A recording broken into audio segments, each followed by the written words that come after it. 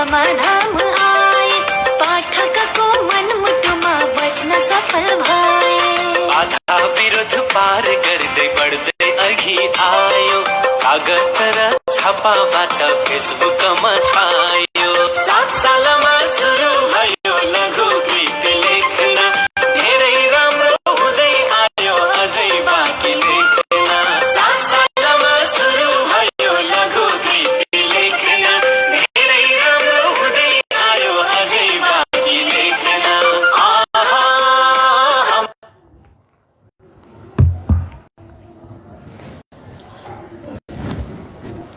हार्दिक नमस्कार। आज मिति 2079 फागुन 12 गते शुक्रबार, तदनुसार 24 फेब्रुअरी 2023 फागुन शुक्ल पञ्चमी तिथि सदाझै आज पनि लघुकथा पाठ्यश्रव्य दृश्य प्रतिष्ठानद्वारा प्रसारित यस कार्यक्रमको 493औं भाग लिएर आएकी छु म प्रस्तुता अम्बिका वास्तुला। आज पनि हरेक दिनको भाग चाहिँ 3वटा लघुकथाहरू लिएर आइसकेकी छु यहाँहरूमाझ। आज यिनै लघुकथालाई विश्लेषण गर्न हामीसँग जोडिनु हुनेछ आदरणीय व्यक्तित्व खेमराज पोखरेलज्यू।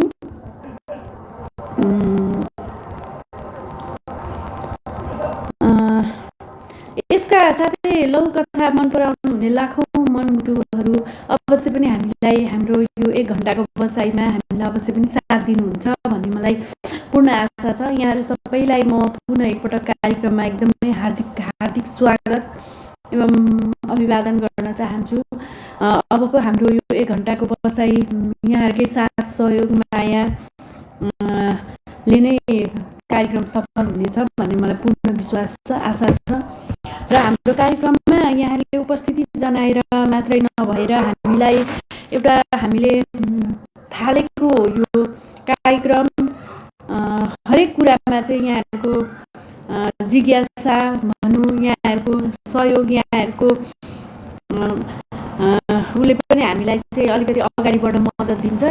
यहाँहरू सबैसँग चाहिँ हाम्रो कार्यक्रम कस्तो भइरहेको छ, हामीले के कस्तो अझै सुधारात्मक कुराहरू कसरी गर्नुपर्छ, कसरी सुधारको बाटोमा जानुपर्छ, या हाम्रो लघुकथा के कस्तो रहेको छ, अझै लघुकथालाई र यो कार्यक्रमलाई अझ पनि राम्रो बनाउन, सुधार गर्दै मुखलो लैजानको लागि के कस्तो गर्नुपर्छ भन्ने कुरा चाहिँ यहाँहरूसँग अझै पनि यहाँहरूको साथ सल्लाह चाहिँ हामीलाई एकदमै आवश्यक पर्दछ। यो सबै कुरा दिनुहुन्छ भन्ने मैले आशा लिएकी छु। आजको यस कार्यक्रममा हामीसँग खेमराज सर जोडिनु नै हुनेछ। उहाँ जोडिनु भएसँगै म आजको लघुकथाहरू वाचन सुरुवात गर्नेछु। मसँग सधैँ चाहिँ 3वटा लघुकथाहरू रहेको छ जसलाई चाहिँ म वाचन गर्दछु भने हाम्रो खेमराज सरले चाहिँ विश्लेषण गरिदिनु हुनेछ। उहाँलाई मैले रिक्वेस्ट पठाइसकेँ। खेमराज सर हुनुहुन्छ, उहाँलाई जोड्ने कोसिसमा निरज सर पनि आइसक्नु भएको छ हाम्रो कार्यक्रममा। निरज सर, हजुरलाई हार्दिक स्वागत छ कार्यक्रममा। 1 घण्टाको बसाइरहनुहुन्छ भन्ने आशा छ। सर हार्दिक नमस्कार र कार्यक्रममा हार्दिक स्वागत छ। नमस्कार नमस्कार, म पनि उपस्थित भएँ त।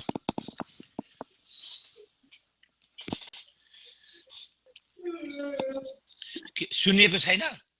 हजुर सुनिए सर, अघि अलिक साउन्ड कम जस्तो थियो, अहिले अलिक सुनिए सर। ल एकदम ल। हाम्रो यहाँको शुभ बिहानी, त्यतातिर शुभ सन्ध्या। शुभ सन्ध्या सर। ल सर, आज 493औं भागमा पनि सदा चाहिँ 3वटा लघुकथाहरू छन् मसँग, जसलाई म पालै पालो वाचन गर्नेछु। हस् ल, वाचन गर्नु, सुमधुर कण्ठमा वाचन गर्नु।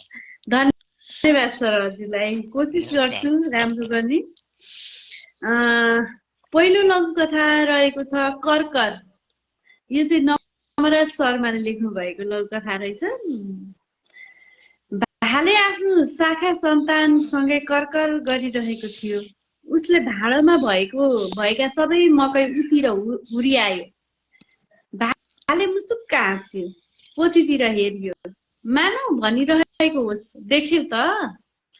पोथीले उसलाई सम्झाइ, धेरै कर्कर नगरिसी हजुर। कर्कर नगरे कसरी त मार्न पाइन्छ त? उपति सुपति केही छैन, कति कर्कर गरिस्या त। के गर्छन् त यी बुढाले, न तागत न ल्याकत। ल हेर भन्दै भाले उसको टाउकोमा टेक्न पुग्यो अनि अझ जोड जोडले कर्कर गर्न लाग्यो। 12 महिना 12 काल भाषण गरे जस्तो बसिरहने र कर्कर कर्कर गर्ने बजिया हुँदा हुँदा अब टाउकोमा टेक्ने पनि भयो। आफूलाई विशिष्ट ठान्ने अशिष्ट भालेदेखि उसलाई झोक चल्यो। देख्नाको डाल खानाको काल, उसले खुकुरी समायो। अनिष्ट हुन लागेको ठानी पोथीले भनी, अब जनता बुढाले ताक्न लागे जस्तो छ हजुर। टाउको लर्के सिउरलाई सिरिपेज ठान्ने र आफूलाई राजा भन्दा कम नआक्ने भालेले घमण्ड साथ सोध्यो, के ताक्न लाग्यो? गादी? जनता बुढातिर हेर्दै पोथी कराए, होइन हजुर, गाथ भनेर यसरी कथा टुङ्गिएको छ। उहाँ चाहिँ वीरगन्जको हुनुहुँदो रहेछ, हाम्रो लेखक हाल चाहिँ भर्जिनियामा हुनुहुँदो रहेछ, नवराज शर्मा। उहाँद्वारा लिखित यो लघुकथा सर यस प्रकार रहेको थियो। नमस्कार। आज 79 सालको फागुन 12 गते अनि हाम्रो अमेरिकामा 2023 को सन् 2023 को फेब्रुअरी 24 बिहान 8 बजेको छ, मनेरी पौने 8। यो लघुकथा पाठ्यश्रयको दृश्य प्रतिष्ठानले नियमित रूपमा लघुकथा वाचन र त्यसको परिचर्चा कार्यक्रम विविध रूपमा विविध भाषाका गरिआएको छ र यो शुक्रबारको बिहानीमा कार्यक्रम 493 भागमा म खेमराज पोखरेल अमेरिकाबाट लघु समीक्षकका रूपमा उपस्थित भएको छु।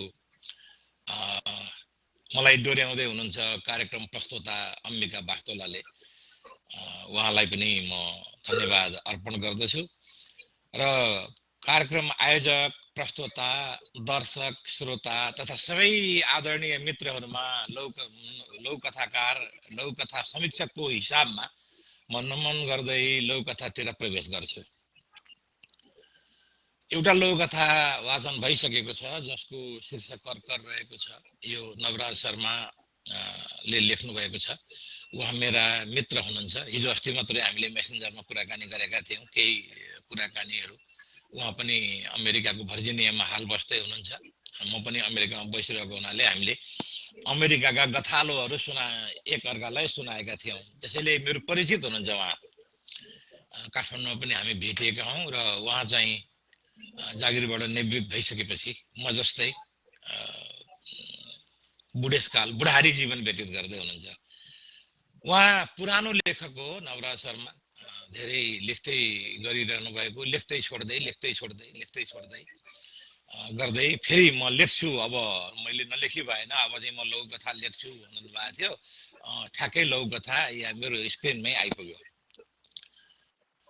अब यो लघुकथा जो वाचन भइसकेको छ, भाले र पोथी दुईटा पात्र छन् र अनि यो दुईटा पात्रको बिम्बमा यो लघुकथा लेखिएको छ।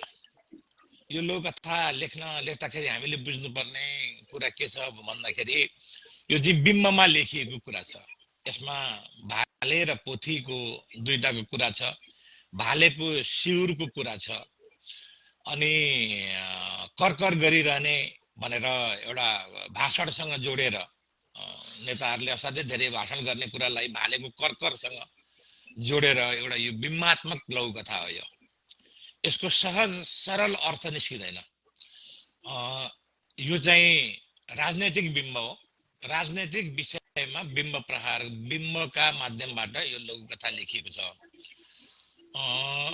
भाले र पोथीको यो जुन कुरा कथावस्तु यहाँ भनिएको छ, त्यो कथावस्तुले चाहिँ एउटा बिम्बको माध्यमबाट वर्तमान नेपालको राजनैतिक अवस्थाको यथार्थ चित्रण गरेको छ।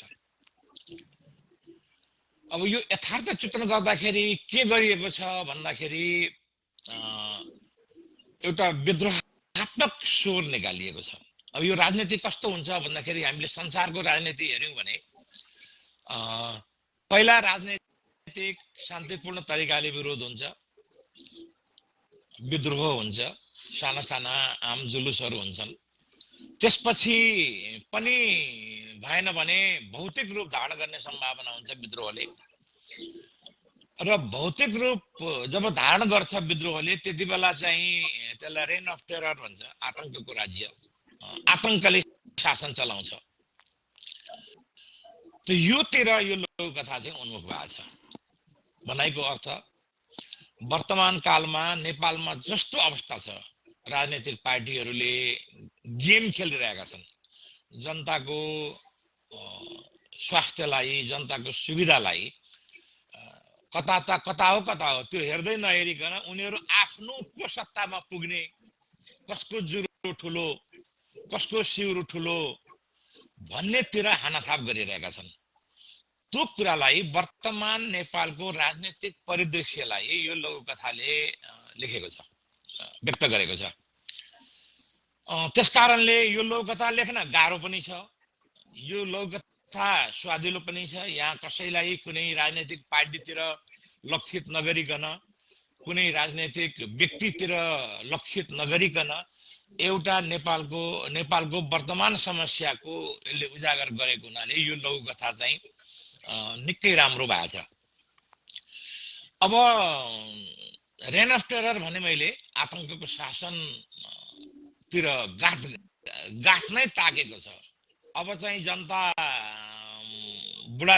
जनतातिर फर्किएर पोथी कराई भनेर भनेको छ, होइन, गाडी ताकेको होइन, अब चाहिँ गाँठ नै ताकेको छ भनेर चाहिँ जुन भनिएको छ, यो चाहिँ रेन अफ टेरर, अशान्ति, राजनीतिक अशान्तिको र योतिर नेपालको पोलिटिक्स जान सक्छ है भन्ने एउटा सन्देश यो लघुकथाले प्रवाह गरेको छ।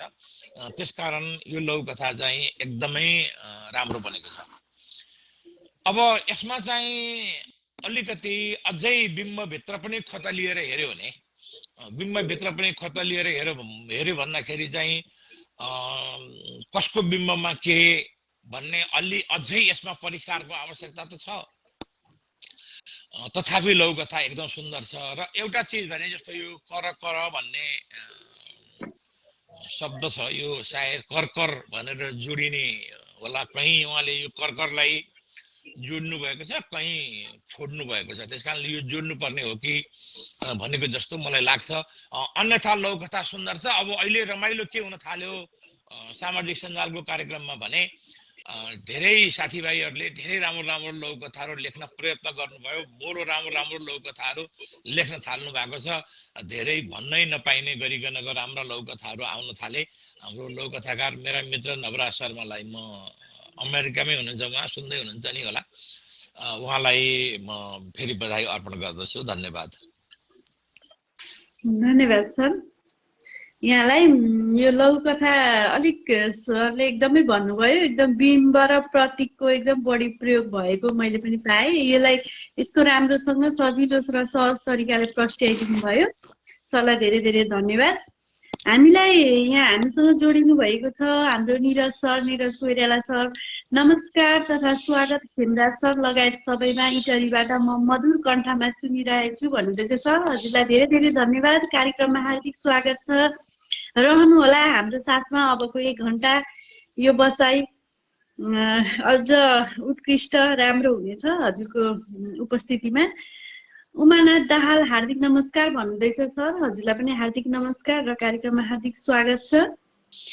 हेम पोखरेल नमस्कार खेमराज गुरु, अम्बिका म्यामलाई अनि सबै लघुकथा प्रेमीलाई नमस्कार भन्नुहुँदैछ। हजुरलाई पनि हार्दिक नमस्कार र कार्यक्रममा हार्दिक स्वागत छ। सर अञ्जना पोखरेल उहाँ पनि नमस्कार भन्नुहुँदैछ। हजुरलाई पनि हार्दिक नमस्कार र कार्यक्रममा हार्दिक स्वागत छ म्याम।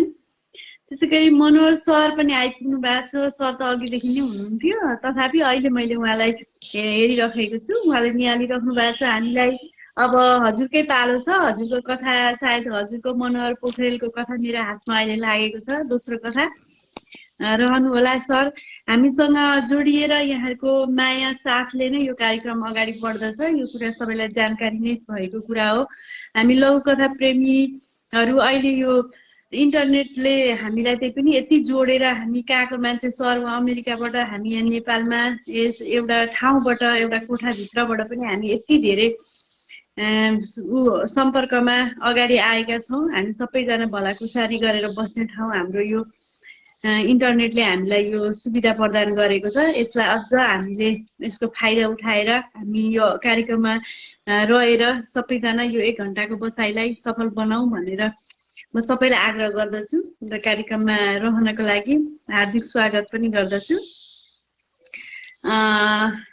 आज नेटले अलिअलि बाधा पार्दैछ भन्नुहुँदैछ निरज सर। सायद मेरो नेट बिग्रेर म आज आउन असमर्थ जस्तो थिएँ। मैले मनोहर सरलाई पनि बताइसकेको थिएँ, तथापि नेट अन्तिममा नेट बनिएर म अहिले यहाँहरू माझ छु र खुसी पनि छु। आउन नसकेको भए मलाई एकदमै दुःख लाग्थ्यो। कुमुद शर्मा प्याकुरेल सबै लौकथा प्रेमी हार्दिक नमन भन्दै आइपुग्नु भएको छ। हजुरलाई पनि हार्दिक नमन र कार्यक्रममा हार्दिक स्वागत छ सर। रहनुहोला अबको बसाइमा। खेमराज सर, म दोस्रो लघुकथातिर लागु कि? दोस्रो लघुकथा वाचन गरौँ न, मोबाइल तयारी भएर बसिरहेको छु। धन्यवाद सर हजुरलाई। हाम्रो मनोहर सरको लघुकथा छ चुक्ली। एकदमै राम्रो लघुकथा फेला पारेको छु आज मैले सर। सबैको जागिर 5 बजे सकिन्छ, तिम्रो भने जहिले रात पर्छ। 3 बीच नागेकी रमा चिडिँदै बोलिन्। बुहारी घर आउन ढिला भएकाले उनी छटपटिएकी थिइन्। हस्याङ फस्याङ गर्दै घर आएकी बुहारी सोझै भान्साभित्र पसिन्। खोइ हाम्री भाउजू ओभर टाइम भएर होला नि माइत आएकी सानुले छेडानी। भान्साबारी बुहारीले सोधिन्, आज के पकाऊ आमा? धेरै दिनपछि छोरी माइत आएकी थिइन्। छोरीलाई चौपट्टै मनपर्ने परिकार पकाउन निर्देश दिँदै रमाले भनिन्, तरुवा फुलौरा जे पकाए पनि सिन्की र तामा पकाउन भने नछाड्नु है। बुहारीले बजारबाट पनिर ल्याएकी थिइन्। उनी रणभुल्लमा परिन्। माइतीमा आमालाई फोन लगाइन्। फोन गरेको थाहा पाएर सानुले रमालाई पोल लगाइन्। हामीसँग एक शब्द बोलिनन् भाउजू, उता भान्सामा पसेर माइतीमा हाम्रो भए नभएको कुरा लगाउँदैछु। रिसाउँदै भान्सा पुगेर रमाले सोधिन्, के हो चाला? कसलाई के कुरा लगाउँदै हो महारानी? हत्तपत्त फोन लुकाउँदै बुहारीले स्पष्ट पार्न खोजिन्, केही होइन, आमासँग कुरा गरेको हो। 23 भएर सोधेकी, चुक्ली पो के लगायो? रमा जङ्गी। निकै केरकार गरेपछि अप्ठ्यारो मान्दै बुहारीले भएको कुरा बताइन्। सिन्की र तामा पकाउन नजानेकी नै आमालाई सोध्दै थिए। सरले राजविराजबाट एकदमै समसामयिक विषयवस्तुलाई उठान गरेर लेख्नु भएको छ सर। यो कथा यस प्रकार रहेको थियो। ल अब म मनोहर भाइको लघुकथातिर पसौँ है त। हजुर सर हजुर। मनोहर पोखरेल अब मैले भनिरहनै परेन, चिनाइरहनै परेन। हाम्रो सप्तरीलाई राजविराजलाई मुकाम बनाएर धेरै सेक्टरमा हात हालेको र जस्तो हुन्छ नि, सिरियसली कोही मान्छेहरू कसो गर्छन् भन्दाखेरि हात चाहिँ हाल्ने, तर त्यो हात हालेको कामप्रति सिरियस नहुने। ठिक छ, यो पनि ठिक छ, यो पनि ठिक छ भने यस्तो हुन्छ।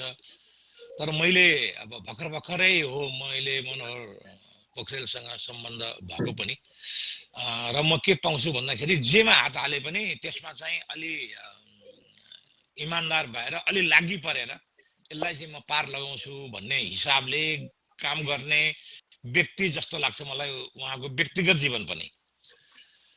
अनि यो लघुकथा जुन आएको छ, यो मनोहर पोखरेलका लघुकथाहरू म धेरै पढिरहेको छु।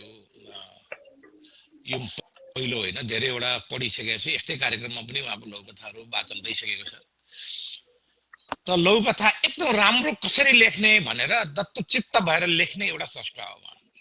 टेक्निकली भने मैले टेक्निकली चाहिँ लघुकथा कस्तो चाहिँ हुन्छ, यसको शीर्षक कस्तो हुन्छ, यसको उठान कस्तो हुन्छ, यसको उत्कर्ष कस्तो हुन्छ, विकास कस्तो हुन्छ, अनि समापन कस्तो हुन्छ, समापनले कसरी सन्देश दिनुपर्छ भन्ने कुराहरू, समापनमा कसरी प्रतिध्वन्यात्मकता हुन्छ भन्ने कुराहरू चाहिँ बडो जानेर तौलिएर लघुकथा लेख्ने एउटा स्रष्टा चाहिँ मनोहर पोखरेल हो अहिले नयाँमा भनौँ न। त यो लघुकथामा 190 शब्दहरू देखाइरहेको छ मेरो कम्प्युटरले। शब्दका हिसाबले पनि यो एकदमै राम्रो छ। अथवा यसलाई यसरी भनौँ कि यसको हिसाबबाट बनावटको हिसाबबाट यो लघुकथालाई हेर्दाखेरि एकदमै राम्रो सुन्दर तरिकाले बनेको छ। किन भन्दाखेरि यसको शीर्षक एकदम सुन्दर छ, चुक्ली, र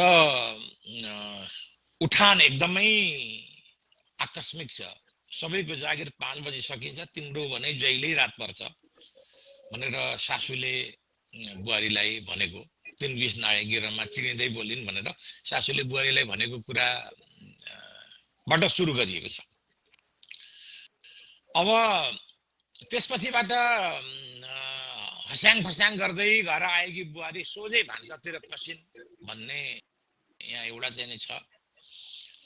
यो बुहारीको बाध्यता यसले देखाएको छ।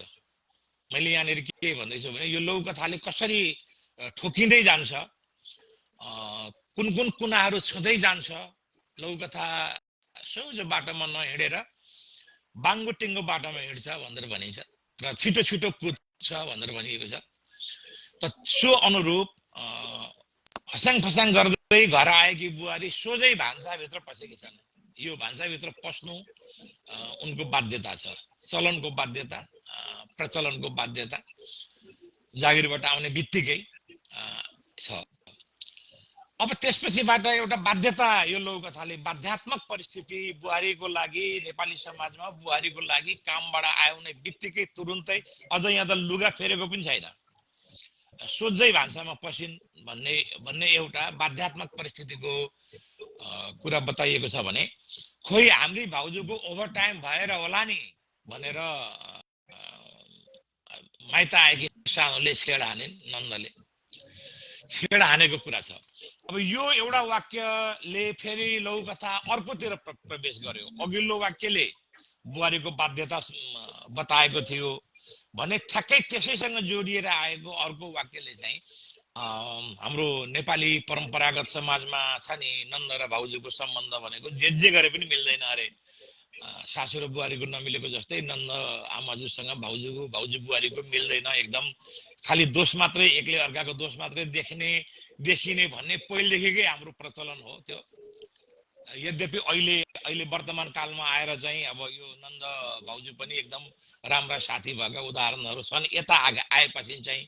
तर परम्परागत समाजमा अथवा हाम्रो नेपाली समाजमा हेर्ने हो भने नन्द र भाउजूको एउटा सम्बन्ध, कसरी नन्दले भाउजूलाई छेड हान्छिन् सामान्य कुरामा पनि भन्ने कुरा यो लघुकथाले फेरि अर्को कुरा देखाएको छ।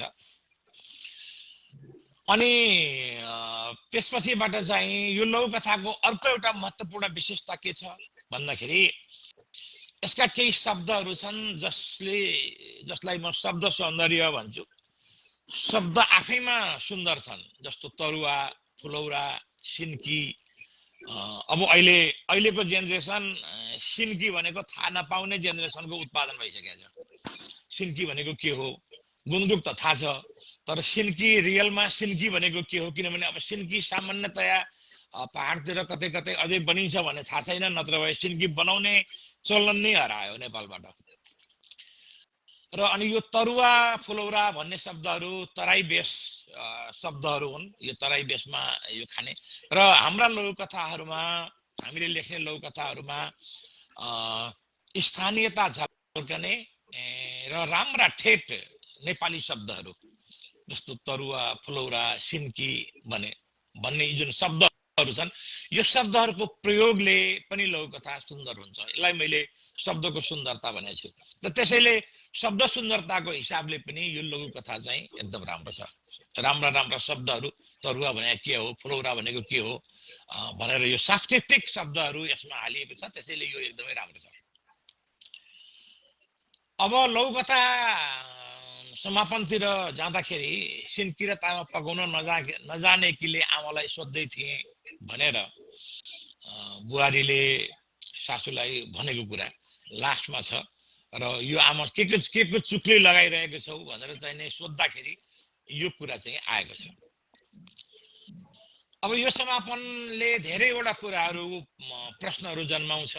जस्तो साँच्चीकै तामा पकाउन नआएकोले आमालाई सोधेको हो कि, या त कुनै आमासँग बात मार्ने एउटा बहाना बनाएको पो हो कि अनि यो सासू बुहारीको परम्परागत सम्बन्ध कस्तो हुँदो रहेछ भन्ने एउटा दिनभरि काममा गरेर आएको बुहारी प्रति सासूले अलिकति माया ममता दर्शाउनु पर्ने अलिकति बरु कामैमा सघाउँदा पनि हुने तर चाहिँ नि यो कस्तो हुन्छ सासू बुहारीको परम्परागत सम्बन्ध र बुहारीहरूले नजाने दो किसिमले कसरी विद्रोह गर्छन् भन्ने कुरा पनि यसले बतायो नन्द भाउजूको सम्बन्धको कुरा मैले अति भनिहालेँ अघि यो पनि यसले देखायो अनि यो लौकथा त्यसैले धेरैवटा कुराहरू भन्दै यो लौकथाहरू समापन भएको छ धेरैवटा परिदृश्यहरू देखाउँदै समापन भएको छ अब यो लौकथामा मैले यसो हेरेँ एकातिर जागिर खाने हैसियतकी बुहारी छ अर्कोतिर यस्तो बाध्यता देखाइएको छ कि त्यो लघुकथामा त्यति धेरै जागिर खाने बुहारीलाई बाध्यता फोन गरेकोमा पनि टकसो गर्ने परिवेशको जुन सृजना गरिएको छ यसमा अलि तीक्ष्ण विद्रोह चाहिन्थ्यो कि एउटा कुरा अर्को कुरा चाहिँ मलाई लागेको मनोहर भाइलाई भन्नै पर्ने कुरा चाहिँ मनोहर भाइलाई चाहिँ झन् धेरै भन्नुपर्ने मनोहर भाइको हिसाबबाट अरूलाई पनि भन्नुपर्ने यो कथावस्तु असाध्यै सामान्य भयो यो एकदमै सामान्य कथावस्तु यसमा एकदमै धेरै विशिष्ट कथावस्तु छैन सामान्य सासू बुहारीका कुरा हाम्रा परम्परागत कुरा नन्द आमाजुका कुरा यो भएकोले गर्दाखेरि कथावस्तुको हिसाबबाट बनोटको हिसाबबाट एक नम्बर छ तर कथावस्तुको हिसाबबाट यो लघुकथालाई हेर्दाखेरि चाहिँ एकदमै सामान्य लघुकथा छ र सामान्य लघुकथा सामान्य विषयवस्तुमा लघुकथा लेखिँदाखेरि त्यो लघुकथा चाहिँ सामान्य नै बन्छ त्यसैले गर्दाखेरि कथावस्तुको चयनमा हामीले लघुकथा लेख्नेहरूले कथावस्तुको चयनमा पनि अलि विशिष्ट लघुकथाहरू हामीले चयन गर्नुपर्छ छान्नुपर्छ जुनसुकै कथावस्तुमा लघुकथा लेखिनु हुँदैन भन्छु म यो मनोहर भाइलाई किन पनि भनेको भने अब मनोहर भाइलाई सामान्य कथावस्तुमा कथावस्तु लघुकथा लेख्ने छुट छैन कि लघुकथा समाजले त्यसरी भन्छ लघुकथा संसारले एउटा हाइटमा पुगिसकेपछि एउटा राम्रा राम्रा लघुकथाहरू लेख्न थालिसकेपछि एकदमै सामान्य कथावस्तु भएका अब यो खालको कथावस्तुहरू अलि पुनर्तरिकाले नसोचिएका हाम्रा परम्परागत सम्बन्धहरूमा पुराना तरिकाहरूलाई जस्ताको जस्तै त्यसैलाई उजागर गर्ने खालको भन्दा अलि सम्बन्धमा नयाँ तरिकाले सोचिने गरिकन कथावस्तुलाई अलि राम्रो कथावस्तुको चयन गर्न सकियो भने यो सुन्दर बनाइमा यो बुनोट जुन छ लघुकथाको यो सुन्दर बुनोटमा चाहिँ असाध्यै राम्रो सुन्दर लघुकथा बन्थ्यो र त्यसकारणले अब कथावस्तु चाहिँ अति सामान्य भयो म अचेल लघुकथा लेख्ने एकदम डराउँछु भन्न त भन्छु तर म आफू लेख्न चाहिँ असाध्यै डराइरहेको छु एकदमै कथावस्तु सामान्य भइदिन्छन् अब सामान्य हुँदैन खेमराजले लेखेको लघुकथा यस्तै त रहेछ नि भन्ने आउँछ भनेर एकदमै सोचेर अलिक गहन विषयवस्तु खोज्नतिर लाग्दाखेरि लघुकथाहरूको उत्पादन मबाट अहिले अलिक कम भइरहेको छ त त्यसकारणले अब एउटा यो फेज हुन्छ कि जस्तो भनिन्छ नि नाम कमाउन सजिलो छ नाम जोगाउन चाहिँ गाह्रो छ त्यसकारणले नाम मनोहर भाइको कमिसकेको छ लघुकथावृत्तमा र अब यो नाम जोगाउनतिर लाग्नु पर्यो जोगाउने भनेको चाहिँ के हो भन्दाखेरि अलि राम्रा कथावस्तुको राम्रो भाव प्रदान गर्ने राम्रा विद्रोह प्रदान गर्ने राम्रो अग्रगामी सोच भएको खालको कथावस्तुको चयन होस् भन्ने मैले भाइलाई अर्जी गरेँ र तथापि यो लघुकथा मैले धेरैपल्ट भने भाइको भर पनि होला धेरै राम्रो बनोटमा यो लघुकथा छ धन्यवाद धन्यवाद सर हजुरलाई एकदमै गहिरो चित्त बुझ्ने कुरा सरले यहाँहरू हामी सबै माझ गर्नुभयो वास्तवमा लघुकथाको विषयवस्तु एकदमै सामान्य सरलाई पनि लाग्यो वास्तवमा हाम्रो गाउँघरमा सधैँ दिनरात भइरहेकै कुराहरू कथावस्तु त त्यसो छ तर सरको कथामा उहाँले भनेको जस्तै विद्रोह अलिकति विद्रोह कम भयो अब अहिलेको परिप्रेक्ष्यमा एउटा जागिर खाने बुहारीले घरको पारिवारिक वातावरण त्यस्तो हुँदाखेरि विद्रोह नगरेको अवस्था यहाँ सिर्जना गरिएको छ। तर सर अब अमेरिका सर पनि अब यहीँको हुन्छ। अब अहिले हाम्रो तराईतिर जति शिक्षित भए पनि त्यो सरले भनेको जस्तो अवस्थामा पुगि नसकेको अवस्था पनि छ सर। अब कसैले विद्रोह गर्ने अलिकति आँट हिम्मत जुटाउँदा त्यहाँ फेरि अब धेरै खालका परिस्थितिहरू सिर्जना हुने अवस्था पनि छ। मनोहर सरले लाग्छ मलाई यही सबै कुराहरूलाई समेटेर लेख्नु भएको होला। सामान्य विषयवस्तु भए पनि जो सबै पक्ष थोरैमा सबै पक्षलाई एकै ठाउँ समेट्न चाहिँ सक्नुभएको जस्तो मलाई पनि लाग्यो। मलाई अब यो लघुकथाको बारेमा त्यति धेरै जानकारी छैन। सरले एकदमै राम्रो विश्लेषणले म पनि आभारी भए सर। मनोहर सर यहाँ मेरो नेट बनेको कुरा गर्नुहुँदैछ। आज मेरो नेट नबनेको भए यो मनोहर सरले आफ्नो लघुकथा आज आफै वाचन गर्नुपर्ने अवस्था सिर्जना भइरहेको थियो। मलाई एकदमै तनाव भएको थियो, म आफू आउन पाउँदिनँ भनेर। तर एकदम खुसी लाग्यो सरसँग मेरो भेट फेरि कहिले अर्को हप्ता फेरि हुन्थ्यो। त्यही भएर सरले बहिनीसँग भेट भयो आजै बनियो भन्नुहुँदैछ। उर्मिला अधिकारी सबैमा नमस्कार भन्दै आइसक्नु भएको छ। हजुरलाई पनि हार्दिक नमस्कार, कार्यक्रममा हार्दिक स्वागत छ म्याम हजुरलाई। त्यही तिलक तारामी मगर उहाँले हामीलाई निहालिराख्नु भएको छ। हजुरलाई हार्दिक स्वागत छ कार्यक्रममा सर, रहनुहोला हामीसँग। अबको अझै आधै घन्टा हामीसँग बाँकी छ। अरुण नन्दी खत्री नमस्कार, सामा खुसीदेखि भन्नुहुँदैछ सर, हजुरलाई हार्दिक नमस्कार र कार्यक्रममा हार्दिक स्वागत छ। नमन म्याम खेमराज सर लगायत सम्पूर्णमा भन्नुहुँदैछ तिलक तारामी मगरले। सर हजुरलाई मैले अघि हार्दिक स्वागत गरिसके, हार्दिक नमन छ, रहनुहोला हाम्रो साथमा। प्रेम पुनः मगर नमन सर र म्याममा भन्नुहुँदैछ, रहनुहोला सर। हजुरको लघुकथामा वाचन गर्ने अहिले अर्को क्रममा हजुरकै लघुकथा रहेको छ। यसै गरी चुडामणि नेपाल अकिञ्चन सबैमा सादर नमस्कार, सुन्दर वाचन र विश्लेषण म पनि सुन्दैछु भन्नुहुँदैछ। अवश्य पनि सर, हजुरलाई हार्दिक स्वागत छ कार्यक्रममा, रहनुहोला। दीपक गिरी दीपक सर हामीलाई हेरिरहनु भएको छ सर, रहनुहोला कार्यक्रममा। अबको आधा घन्टा यहाँलाई हार्दिक स्वागत छ कार्यक्रममा। मनोहर सरले सही हो, कथावस्तु सामान्य छ भन्नुहुँदैछ सर। अवश्य पनि हाम्रो खेमराज सरले यो कुरो प्रस्ताइसक्नु भयो कसरी के भनेर। आहा कस्तो राम्रो सुझाव भन्नुहुँदैछ उमानाथ दाहालले सरलाई। सर सुनिराख्नु भएको छ, म हजुरको कमेन्ट पढिरहेको छु। शारदा दाहाल भण्डारी मेरोमा नोटिफिकेसन नआएर ढिलो भए, खेमराज गुरु अम्बिका मेम लगायत सम्पूर्णमा नमस्कार भन्नुहुँदैछ। मेम हजुरलाई पनि कार्यक्रममा हार्दिक स्वागत नमस्कार छ। साह्रै मिठो समीक्षा खेमराज सरको भन्नुहुँदैछ तिलक तारामी सरले। धन्यवाद छ हजुरलाई, सर सुनिरहनु भएको छ। साह्रै गरुङ्गो भारी बोकाइदिनु भयो गुरुले, नमन भन्नुहुँदैछ मनोहर सर। गरुङ्गो नमान्नु होला भनेर मैले भनिदिएँ, सर पनि हाँसिरहनु भएको छ। तुलसी पण्डित सर सबै साथीहरूमा नमन, खेमराज सर र अम्बिका मेडममा अभिवादन भन्नुहुँदैछ। हजुरलाई पनि कार्यक्रममा हार्दिक स्वागत र नमन छ सर, रहनुहोला। अझै हामीसँग 20-25 मिनट टाइम बाँकी छ। हामीसँग एउटा कथा पनि बाँकी छ, जुन कथा अब म वाचन गर्न गइरहेको छु। सरको अनुमति चाहन्छु सर। ल सुरु गरौँ। तेस्रो लघुकथा रहेको छ हाम्रो प्रेम पुनः मगरको समय शीर्षकको लघुकथा रहेको छ। लघुकथा यस प्रकार रहेको छ। दिदी भिनाजु नआउनु भएको कति वर्ष भयो? जुनेलीले प्रमिलालाई सोधिन्। 9 वर्ष जति भयो होला नि बहिनी, उनले सटिक उत्तर फर्काइन्। मेरी आमा नि के हेरी बसेका यतिका वर्ष, होस् गर्नुहोस् है दिदी, यी लोग्ने मान्छेका के भर छ र? किन भर नहुनु र? विदेशमा बिहे गरेर पनि छोराछोरी जन्माइसकेका होलान् र त यतिका वर्ष घर फर्काउँदैनन्।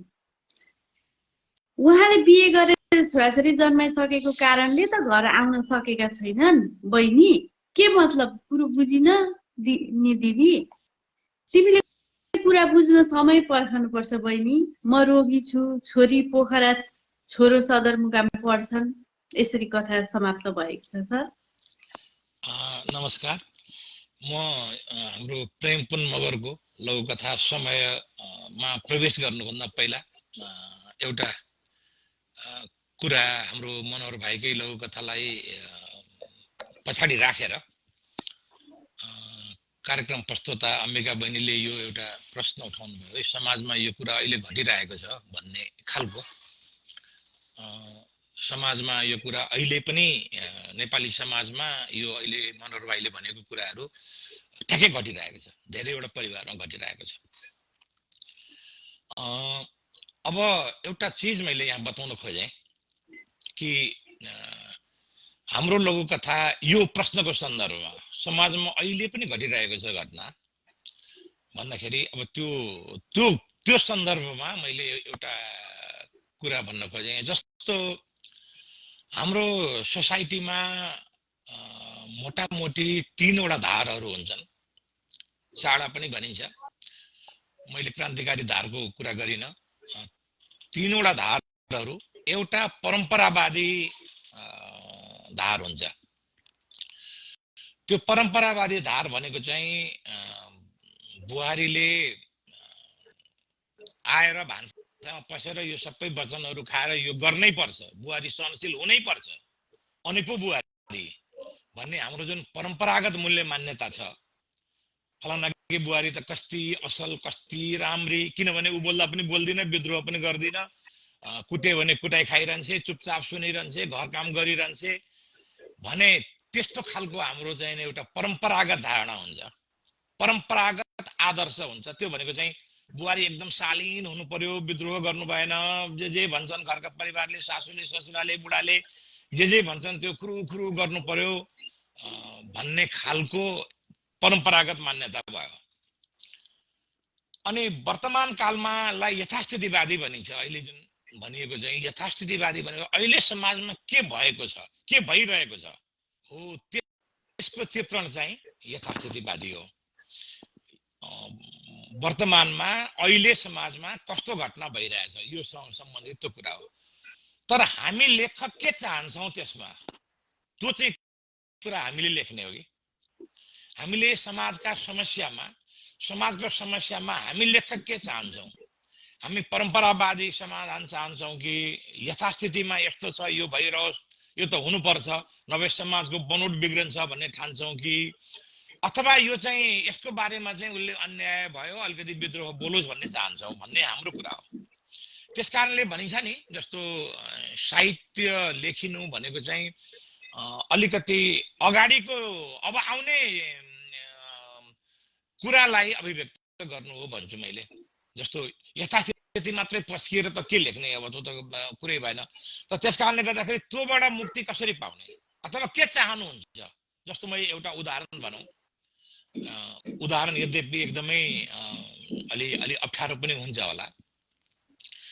श्रीमान श्रीमतीको बिचमा एकदमै ठुलो समस्या छ, अनेकौं समस्या छन्, उनीहरूको बिचमा झगडा भइरहेछ, भक्कु भइरहेछ, जहिले पनि झगडा भइरहन्छ। अब त्यस्तो सम्बन्धमा लेखक के चाहन्छ भन्दा, अब कोही लेखक के चाहला भने जे भए पनि त्यो लोग्ने स्वास्नी हो, जसरी भए पनि बस्नुपर्छ, त्यो यथास्थितिवादी सोच हो।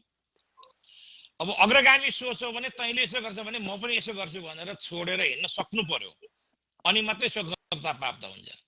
सबै कुरा मिलेको अवस्थामा स्वतन्त्रता प्राप्त हुँदैन। भनिन्छ नि स्वतन्त्रतालाई लडाइँ गरेर लिनुपर्छ, जुधेर लिनुपर्छ, नभए कसैले पनि स्वतन्त्रता दिँदैन भन्ने जुन थ्योरी छ, त्यसअनुसार हो। भनेको जस्तै हामीले लेख्ने जुन लघुकथा समाजका यथार्थ घटनाहरू जुन लेख्छौँ, त्यो घटनामा लेखकको राय के हो, लेखक के चाहन्छ, त्यो घटनाको समस्याको समाधान कसरी हुन्छ भन्ने चाहन्छ। त्यही जीवन त्यो लेखक बाँच्छ भन्ने होइन, लेखक त जीवन बाँच्न नसकेको हुनसक्छ, तर उसको चेतना चाहिँ के हो त, उसले भन्न खोजेको ऊ चाहिँ के चाहन्छ त, के होस् भन्ने चाहन्छ भन्ने लेख्नुपर्छ।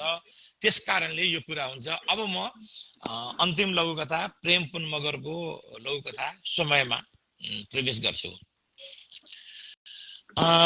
प्रेमपुन मगरको लघुकथा जुन समय छ त्यो म एकपल्ट कफी अलिकति खाइहालौँ,